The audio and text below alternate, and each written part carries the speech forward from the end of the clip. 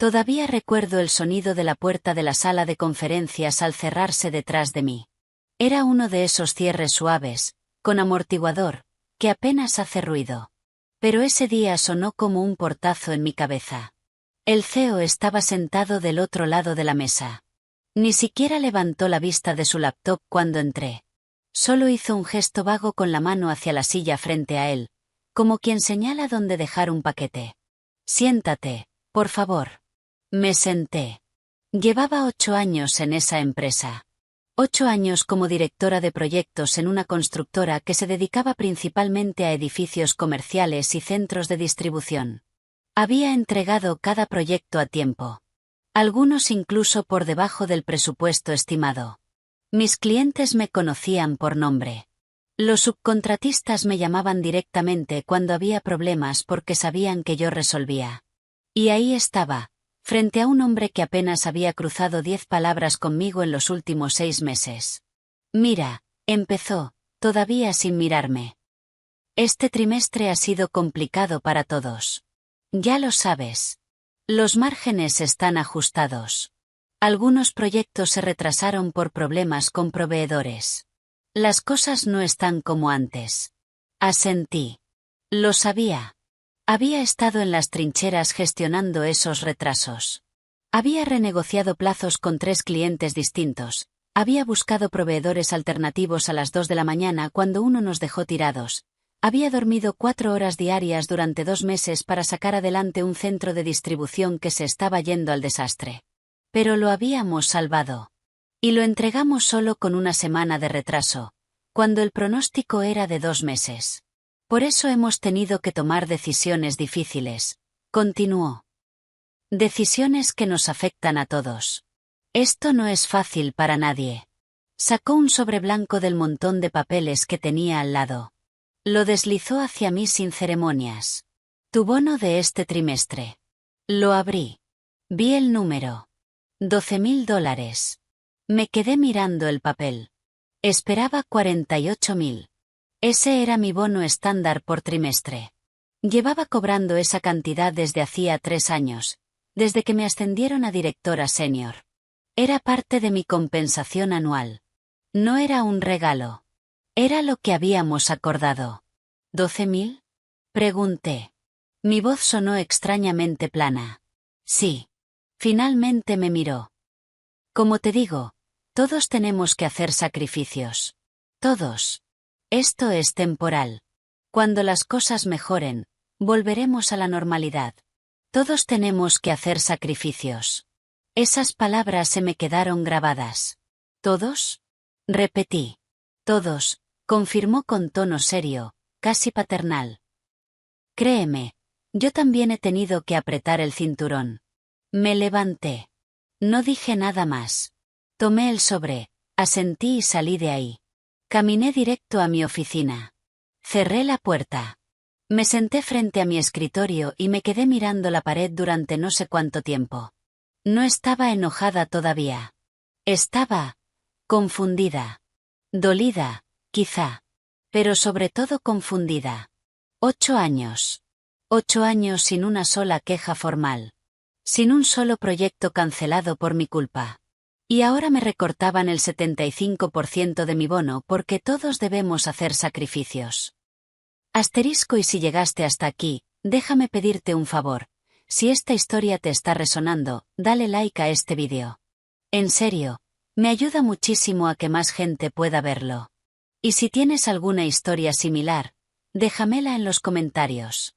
Me encanta leerlas. Esa tarde no hablé con nadie. Respondí correos. Revisé cronogramas.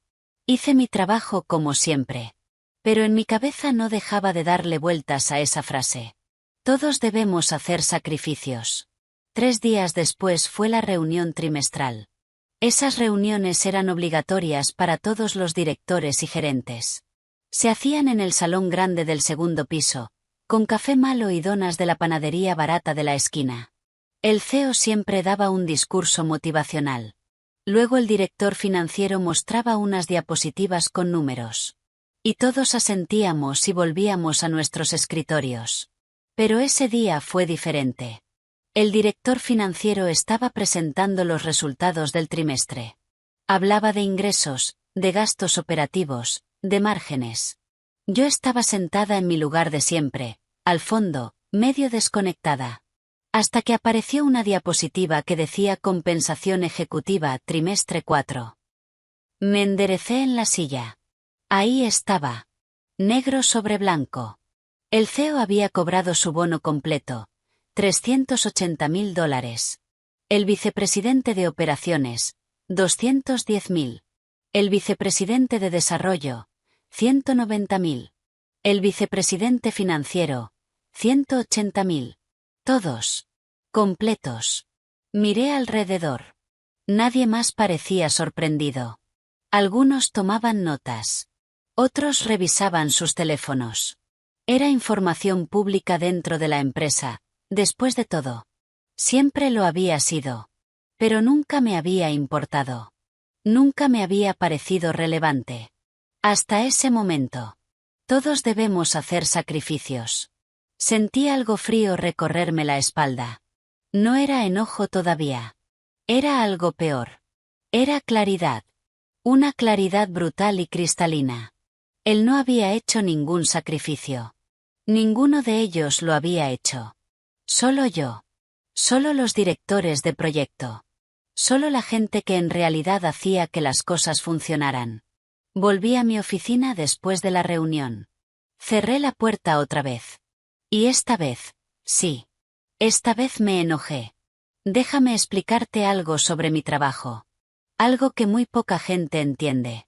Cuando eres director de proyectos en construcción, no eres un ingeniero. No diseñas los edificios. No calculas las estructuras. No pones ladrillos ni soldas vigas. Pero sin ti, nada de eso sucede. Porque tu trabajo es hacer que todas esas piezas encajen. Y eso es muchísimo más difícil de lo que suena.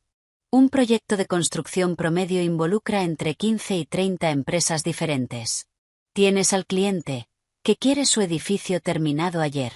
Tienes al arquitecto, que diseñó algo hermoso pero probablemente imposible de construir en el presupuesto que te dieron. Tienes a los ingenieros estructurales, eléctricos, mecánicos, de plomería. Cada uno con su propio equipo, su propio cronograma, sus propias prioridades. Luego están los contratistas. El de cimentación. El de estructura. El de acabados. El de instalaciones. Cada uno con cuadrillas de trabajadores que tienen que estar en el sitio en el momento exacto. Ni antes, porque no hay nada que hacer. Ni después, porque retrasan a todos los demás. Y tú eres quien coordina todo eso. Quien se asegura de que el electricista no llegue antes de que estén levantados los muros. De que el inspector de la ciudad venga el día correcto. De que los materiales lleguen a tiempo. De que cuando hay un problema, y siempre hay problemas, alguien lo resuelva antes de que se convierta en un desastre de $200.000. Yo llevaba haciendo eso durante 8 años. Y lo hacía bien. Te doy un ejemplo concreto. 2 años antes de todo esto, me asignaron un proyecto complicado. Un centro de distribución de 120.000 pies cuadrados para una empresa de logística. El terreno era irregular. Había problemas de drenaje. El cliente quería terminarlo en 9 meses, que era una locura para un edificio de ese tamaño. El proyecto se atrasó a las 3 semanas. El contratista de cimentación encontró una capa de arcilla expansiva que no aparecía en los estudios de suelo. Tuvimos que rediseñar toda la cimentación. Eso significaba nuevos cálculos, nuevos permisos, nuevos materiales. Un director de proyectos promedio habría entrado en pánico. Habría llamado al cliente a decirle que necesitábamos 3 meses más. Tal vez 6. El cliente habría cancelado el contrato. Habríamos perdido el proyecto y probablemente la relación. Yo no hice eso. Llamé al ingeniero estructural un sábado por la mañana. Le expliqué la situación. Le pregunté si había alguna forma de modificar el diseño sin tener que empezar de cero. Trabajamos juntos durante todo el fin de semana. El lunes por la mañana teníamos una solución. Pilotes de fricción en lugar de zapatas corridas. Más caro, sí. Pero más rápido de ejecutar. Luego llamé al cliente. Le expliqué el problema y la solución. Le dije que el costo adicional era de $40.000, pero que podíamos mantener el cronograma. Aceptó. Más que eso, me agradeció por haber resuelto el problema antes de que se saliera de control. El edificio se entregó en 9 meses y medio. El cliente estaba tan contento que nos contrató para otros 2 proyectos el año siguiente. Eso es lo que yo hacía. Eso es lo que la gente no veía. Cuando todo funciona bien, nadie nota tu trabajo. Los proyectos simplemente suceden. Los edificios se construyen. Los clientes están contentos. Y los ejecutivos en la oficina central creen que es porque ellos tomaron buenas decisiones estratégicas. Pero cuando algo sale mal, cuando falta un director de proyectos competente, todo se desmorona. Y rápido. Yo manejaba 4 proyectos simultáneamente en ese momento. 4. El primero era un edificio de oficinas de 6 pisos en el centro de la ciudad. Ya estábamos en la fase de acabados. Instalación de ventanas, pisos, sistemas eléctricos, plomería. Era un proyecto relativamente tranquilo, pero requería coordinación constante porque trabajaban 5 contratistas distintos al mismo tiempo en espacios reducidos. El segundo era una ampliación de una planta industrial. El cliente era una empresa de manufactura que necesitaba duplicar su capacidad de producción. Este era complicado porque la planta seguía operando mientras construíamos. Teníamos que trabajar de noche y los fines de semana. Cualquier error podía detener la producción, y cada día de paro le costaba al cliente $500,000. El tercero era un centro comercial pequeño. Este estaba en fase de estructura. Mucho concreto, mucho acero. El margen de error era mínimo porque el diseño arquitectónico era muy específico. Si la estructura no quedaba perfecta, los acabados no iban a encajar. Y el cuarto era otro centro de distribución. Este apenas estaba empezando. Permisos, preparación del terreno, negociaciones con contratistas. La fase más crítica, donde se define todo. Cada uno de esos proyectos tenía un valor entre 2 y 5 millones de dólares. En total, estaba manejando más de 15 millones de dólares en construcción activa. Y cada uno tenía cláusulas de penalización por retrasos. Cláusulas que habían sido negociadas antes de que yo entrara, pero que ahora eran mi responsabilidad cumplir. ¿Y sabes qué? Las estaba cumpliendo. Los 4 proyectos iban en tiempo. 3 de ellos iban incluso un poco adelantados. Pero nada de eso importó a la hora de decidir quién hacía sacrificios. Pasé el fin de semana pensando. No dormí mucho. Le di vueltas y vueltas a la misma pregunta. ¿Vale la pena quedarme? Revisé mis finanzas. Tenía ahorros. No muchos, porque había estado pagando la hipoteca de mi apartamento de forma acelerada, pero suficientes para aguantar 3 o 4 meses sin ingresos si era necesario. Tenía contactos en la industria. Varios clientes me habían dicho en el pasado que si algún día decidía trabajar por mi cuenta, me llamara. Siempre lo había tomado como un cumplido cortés. Pero tal vez era algo más. El lunes llegué a la oficina con una decisión tomada. No iba a gritar.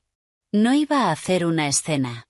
No iba a enviar un correo emocional a toda la empresa denunciando la injusticia. Eso no era mi estilo. Y además, no servía de nada. La gente que toma ese tipo de decisiones no cambia de opinión porque un empleado descontento les diga que están equivocados. Simplemente iba a irme. Redacté mi carta de renuncia. Fue breve. Profesional. Por la presente presento mi renuncia al cargo de directora de proyectos, efectiva en 2 semanas. Agradezco la oportunidad que me brindaron durante estos 8 años. Nada más. Sin explicaciones. Sin quejas. Sin dramatismo. Imprimí 2 copias. Una para el CEO. Otra para recursos humanos. Fui primero a la oficina del CEO. Su asistente me dijo que estaba en una llamada. Le dejé el sobre. Le pedí que se lo entregara cuando terminara. Ella asintió, un poco confundida. Luego fui a recursos humanos. Le entregué la segunda copia a la coordinadora. Ella me miró sorprendida. ¿Estás segura?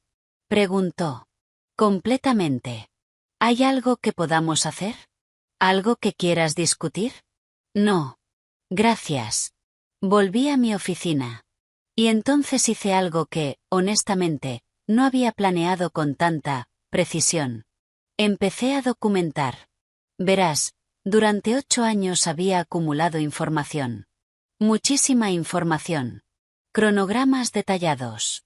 Listas de contactos de contratistas y proveedores.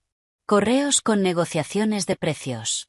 Documentos internos sobre cómo resolver problemas técnicos específicos. Notas sobre las preferencias de cada cliente. Detalles sobre quién era confiable y quién no. Todo eso estaba en mi computadora. En mi correo. En carpetas compartidas de la empresa. Era información de la compañía, técnicamente. Pero también era información que yo había generado. Que yo había organizado. Que solo yo entendía completamente. Pasé las siguientes 2 semanas transfiriendo todo eso a mis dispositivos personales. No estaba haciendo nada ilegal. No estaba robando propiedad intelectual ni planos confidenciales. Solo estaba asegurándome de que mi conocimiento, mi trabajo, mi experiencia, no quedara atrapada en un servidor al que ya no iba a tener acceso. También empecé a notar algo curioso. Nadie me preguntó por qué renunciaba. El CEO no me llamó. Recursos Humanos no insistió en hacer una entrevista de salida.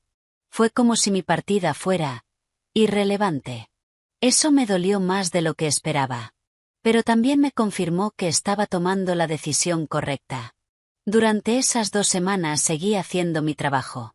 Atendí llamadas. Resolví problemas. Coordiné inspecciones. Pero no actualicé ninguno de los documentos maestros. No entrené a nadie. No hice ningún tipo de transición formal. Porque nadie me lo pidió. El día antes de mi último día, el vicepresidente de operaciones finalmente apareció en mi oficina. Oye, ¿te vas en serio? Preguntó, como si recién se hubiera enterado. Sí. ¿Y quién va a manejar tus proyectos? Me encogí de hombros. No lo sé. Supongo que ustedes decidirán. ¿No puedes dejarnos algún tipo de, no sé, manual o algo? Tengo 8 años de experiencia en estos proyectos. No puedo resumir eso en un manual de una noche. Bueno, pero al menos danos los contactos principales. Los cronogramas. Algo. Todo está en el servidor de la empresa. Igual que siempre. Lo que no le dije es que esos archivos en el servidor eran plantillas genéricas. Los cronogramas estaban desactualizados en 2 o 3 semanas. Los contactos eran listas de empresas, pero no incluían los nombres de las personas específicas con las que yo trabajaba. No incluían notas sobre quién era bueno negociando, quién cumplía con los plazos, quién era confiable en emergencias. Toda esa información estaba en mi cabeza. Y en mis archivos personales. Mi último día fue un viernes. Nadie organizó una despedida. Nadie me dio las gracias. A las 5 de la tarde apagué mi computadora, dejé mi identificación y mis llaves en el escritorio de recepción, y me fui. Manejé a casa en silencio. No lloré. No sentí alivio tampoco. Solo sentí vacío. Como cuando terminas un libro largo y no sabes qué hacer con el tiempo que ahora tienes libre. Pero ese vacío no duró mucho. La primera llamada llegó el martes siguiente. 4 días después de mi partida. Era el subcontratista eléctrico del edificio de oficinas del centro. El proyecto que estaba en fase de acabados. Hola, ¿está la directora del proyecto? Necesito confirmar la ubicación de los paneles eléctricos en el 3er piso. Los planos que tengo no coinciden con lo que hay marcado en el sitio. Le expliqué que ya no trabajaba ahí. Le di el número de la oficina principal. Colgué. 20 minutos después, otra llamada. El cliente de la planta industrial. ¿Dónde está el permiso para trabajar este fin de semana? La municipalidad dice que no está tramitado. Mismo procedimiento. Ya no trabajo ahí. Llame a la oficina. Después fue el contratista de estructura del centro comercial. Luego el arquitecto del centro de distribución nuevo. Luego otro cliente. Luego otro contratista. En 3 días recibí 17 llamadas. 17. Todas preguntando por información que debería haber estado en los archivos de la empresa. Y probablemente estaba. Pero nadie sabía dónde buscar. O cómo interpretarla. O a quién llamar para confirmarla. Al principio respondía educadamente. Ya no trabajo ahí. Por favor, contacte a la oficina. Pero después de la 10ª llamada dejé de contestar números que no conocía. Bloqueé mi teléfono laboral. Bloqueé varios contactos. Me desconecté. Y entonces empecé a recibir correos. El primero fue del vicepresidente de operaciones. Asunto: urgente, necesitamos tu ayuda. No lo abrí. El segundo fue del CEO. Asunto: llamada importante. Tampoco lo abrí. El tercero fue de recursos humanos. Asunto: consultoría postsalida. Ese sí lo abrí. Básicamente me ofrecían pagarme como consultora externa para que los ayudara con la transición de los proyectos. Tarifa por hora. Contrato temporal. Lo pensé durante aproximadamente 5 segundos. Luego respondí: no, gracias. Les deseo lo mejor. Asterisco y mira, si esta historia te está pareciendo intensa, te pido que te suscribas al canal. Subo historias como esta todas las semanas, y de verdad que tu apoyo hace la diferencia. Dale al botoncito rojo aquí abajo. Las llamadas no pararon. Los correos tampoco. Pero yo sí. Me tomé 2 semanas para mí. Dormí bien por primera vez en meses. Salí a caminar. Leí libros que había comprado hacía años y nunca había abierto. Pensé en qué quería hacer con mi vida. Y mientras tanto, me llegaban rumores. Una amiga que todavía trabajaba en la empresa me contó que el edificio de oficinas se había retrasado 3 semanas porque nadie sabía cómo coordinar a los 5 contratistas trabajando simultáneamente. Hubo 2 días en los que 2 equipos diferentes llegaron a hacer el mismo trabajo en el mismo espacio. Tuvieron que pagar tiempo extra para arreglar el desastre. La planta industrial fue peor. Sin los permisos correctos para trabajar de noche, tuvieron que parar la construcción durante 2 semanas. El cliente amenazó con cancelar el contrato. Al final no lo hizo, pero negoció una reducción de precio por los días perdidos. El centro comercial. Ese fue el verdadero desastre. El nuevo director de proyectos que asignaron, un tipo que venía de proyectos residenciales, sin experiencia en comercial, no entendió las especificaciones de la estructura. Aprobó una modificación que hacía el arquitecto sin consultar con el ingeniero estructural. Cuando se dieron cuenta del error, ya habían vertido concreto en 3 columnas. Tuvieron que demoler. Rediseñar. Volver a calcular. Volver a verter. Retraso: 2 meses. El centro de distribución nuevo simplemente se estancó.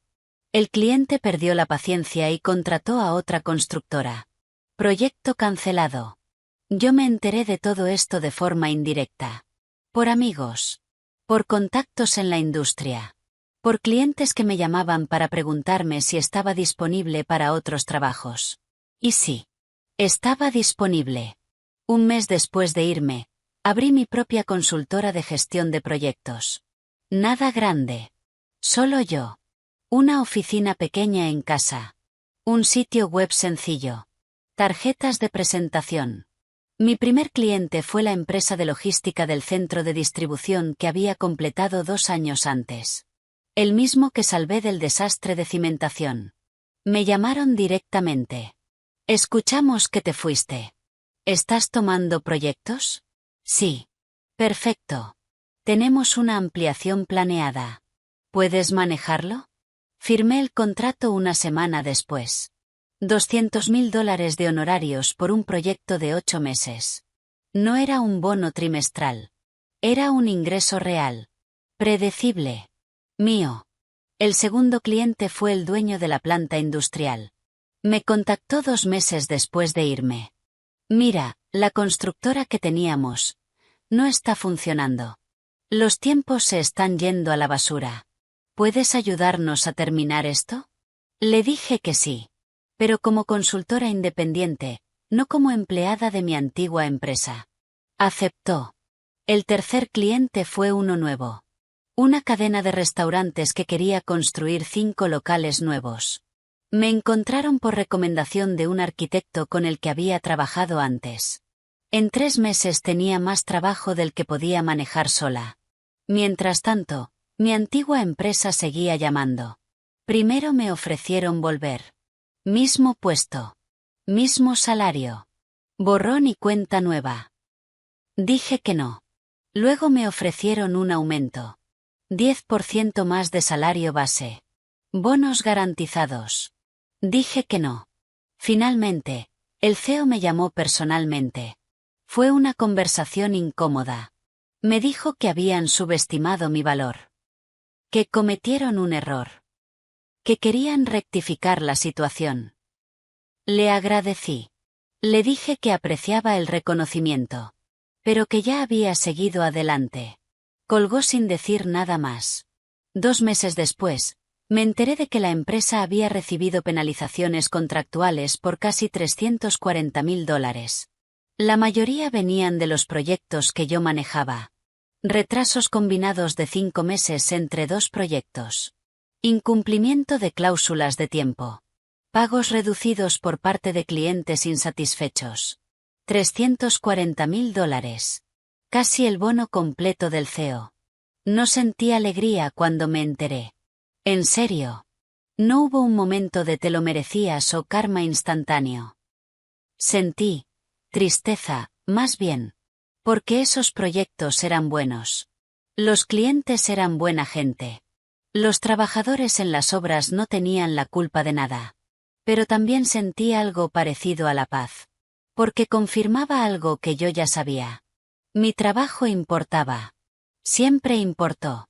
Y el hecho de que nadie lo viera, de que nadie lo valorara hasta que desapareció, no era mi problema.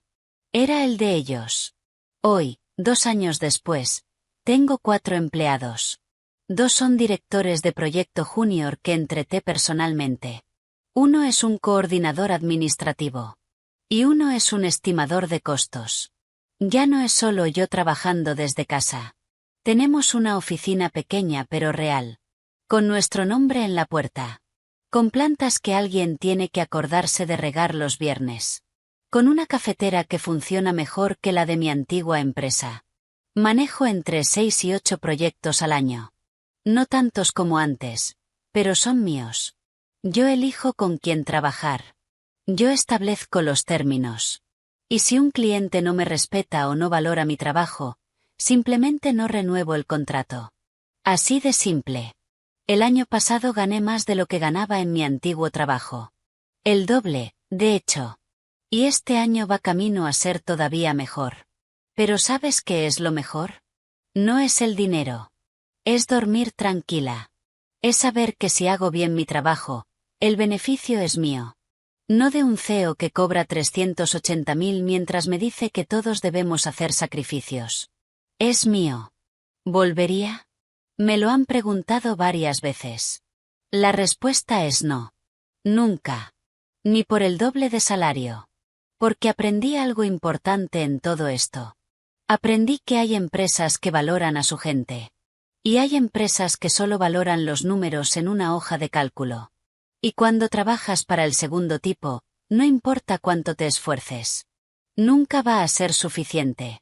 Siempre van a encontrar una razón para pagar menos, para dar menos, para exigir más. Y no vale la pena. Simplemente no vale la pena. Todavía tengo contacto con algunas personas de mi antigua empresa. Gente buena. Gente que quedó atrapada ahí porque tiene familia que mantener, o porque tiene miedo de dar el salto. Los entiendo. Yo también tuve miedo. Pero no me arrepiento. La empresa, por cierto, sigue funcionando. Contrató a 3 directores de proyecto nuevos en los meses siguientes a mi partida. Uno renunció a los 4 meses. Otro sigue ahí, hasta donde sé. Perdieron 2 clientes importantes. Pero consiguieron otros nuevos. Así funciona. El CEO sigue siendo CEO. Los vicepresidentes siguen siendo vicepresidentes. Y probablemente siguen cobrando sus bonos completos mientras le dicen a otra persona que todos debemos hacer sacrificios. Pero esa persona ya no soy yo. Hace unos meses me crucé con el vicepresidente de operaciones en una conferencia de la industria. Fue incómodo. Me saludó con esa cordialidad forzada que la gente usa cuando se encuentra con alguien que sabe que decepcionó. Oye, qué bueno verte. Escuché que te está yendo muy bien. Sí. Gracias. Mira, quería decirte que lamento cómo se dieron las cosas. De verdad. Fue un error de la empresa. Deberíamos haberte valorado más. Asentí. No tenía nada que decir. Ese tipo de disculpas llegan demasiado tarde y significan demasiado poco. Si alguna vez necesitas algo, continuó, o si quieres colaborar en algún proyecto, avísame. Sería genial trabajar juntos de nuevo. Sonreí. Una sonrisa cortés. Profesional. Claro. Lo tendré en cuenta. No lo tendré en cuenta. Pero no había razón para ser grosera. Porque esa es la otra cosa que aprendí. No tienes que odiar a la gente que te falló. No tienes que desearles lo peor. Simplemente tienes que seguir adelante. Construir algo mejor. Y dejar que tu éxito hable por ti. Hoy estoy trabajando en un proyecto que me emociona de verdad. Es un complejo educativo. 3 edificios, aulas, laboratorios, biblioteca. El cliente es una fundación sin fines de lucro que está invirtiendo en educación para comunidades de bajos recursos. No es el proyecto más grande que he manejado. Pero es el más significativo. Porque sé que cuando esté terminado, va a cambiar vidas. Va a darle oportunidades a niños que de otra forma no las tendrían. Y yo voy a ser parte de eso. Eso nunca me pasó en mi antigua empresa. Porque ahí todo era números. Costos. Márgenes. Eficiencia. Pero la construcción no es solo eso. La construcción es crear espacios donde la vida sucede. Donde la gente trabaja, aprende, crece, se conecta. Y cuando construyes con ese propósito en mente, todo cambia. A veces me preguntan qué les diría a otras personas que están pasando por algo similar. Que sienten que su trabajo no es valorado. Que ven injusticias y no saben qué hacer. Y la verdad es que no tengo una respuesta universal. Cada situación es diferente. Cada persona tiene sus propias circunstancias, sus propios miedos, sus propias responsabilidades. Pero esto es lo que puedo decir. Si sientes que no te valoran, probablemente tengas razón. Tu instinto te está diciendo algo importante. No lo ignores. No tienes que quedarte en un lugar que te hace sentir pequeña. Que te hace sentir invisible. Que te pide sacrificios que nunca va a reconocer. Sí, da miedo irse. Da miedo renunciar a la estabilidad de un cheque quincenal. Da miedo no saber qué viene después. Pero ¿sabes qué da más miedo? Quedarte. Quedarte durante años. Viendo cómo tu energía, tu talento, tu tiempo, se desperdician en un lugar que nunca te va a dar lo que mereces. Eso es lo que realmente da miedo. Y si decides irte, no lo hagas con rabia. No lo hagas buscando venganza. Hazlo con dignidad. Con profesionalismo. Con la cabeza en alto. Porque al final, la mejor venganza no es destruir a quien te hizo daño.